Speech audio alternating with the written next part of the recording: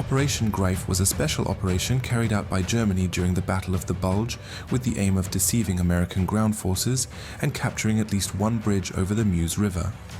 After the Allies successfully entered Europe through Normandy Beach, Hitler prepared a large-scale counterattack to push back the scattered Allied forces in the Ardennes. This attack aimed to recapture the city of Antwerp, separate the Allied forces, and force them to negotiate a peace that favored Germany. One of Hitler's favorite figures, Otto Skorzeny, who had previously succeeded in Operation Panzerfaust in Hungary, was assigned to lead this operation.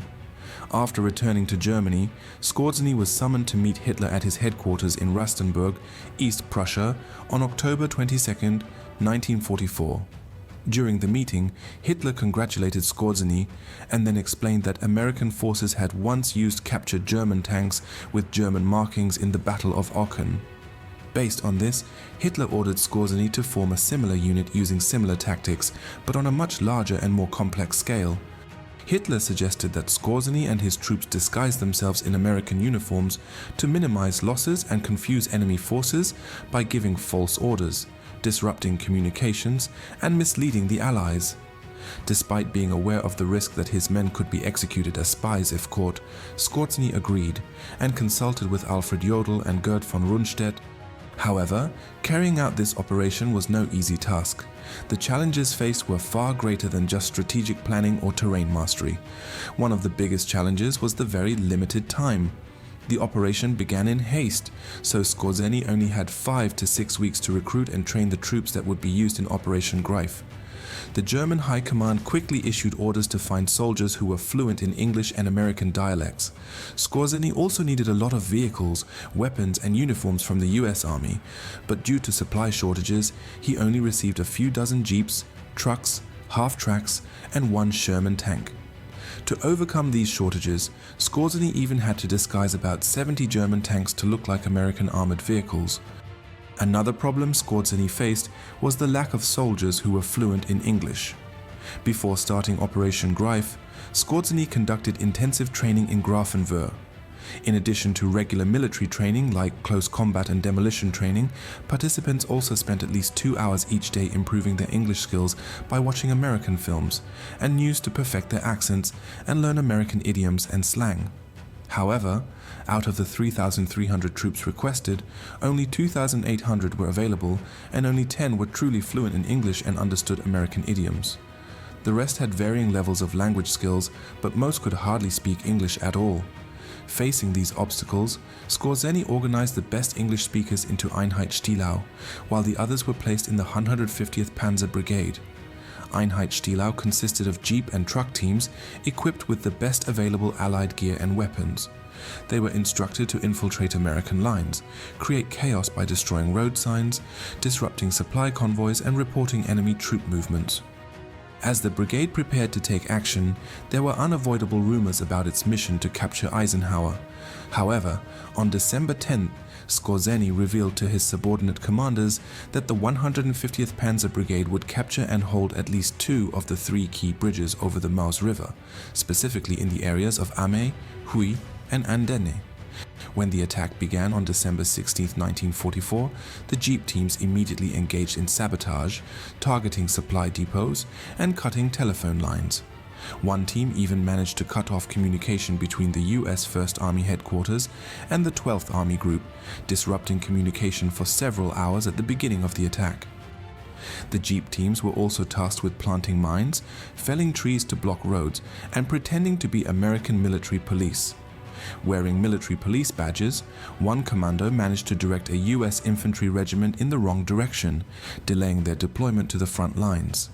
Another jeep team successfully convinced an American unit to retreat on the grounds that they were about to be surrounded. To prevent friendly fire incidents, the Einheit Stielau unit was required to recognize each other's faces, and they also used identifiers like wearing pink or blue scarves, tapping American helmets with their fingers, and unbuttoning the first or second buttons of their American field jackets. Reports of German soldiers disguised as Americans quickly spread among US troops, causing widespread paranoia and distrust. American soldiers who normally trusted each other without hesitation suddenly became wary of one another. In an effort to detect infiltrators, US guards began questioning each other with questions related to American culture and sports to identify infiltrators. Although this practice proved effective in exposing the identities of the German soldiers, it also led to disasters, such as causing US Brigadier General Bruce Clark to be held at gunpoint after he mistakenly said that the Chicago Cubs were in the American League. Panic and fear spread among the US forces. On January 2, 1945, an armored task force from the US 6th Armored Division moving toward Warden in Bastogne even fired on the US 35th Infantry Division due to misidentification, resulting in the deaths of 2 US soldiers.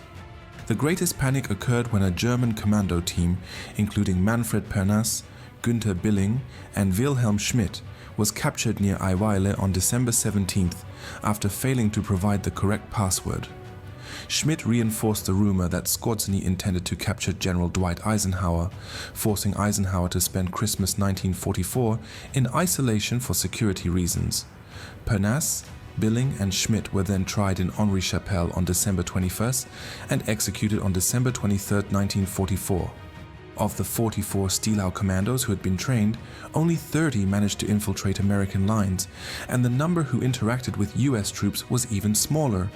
Otto Skorzeny also admitted that he did not know exactly how many of them reached the front lines and completed their missions.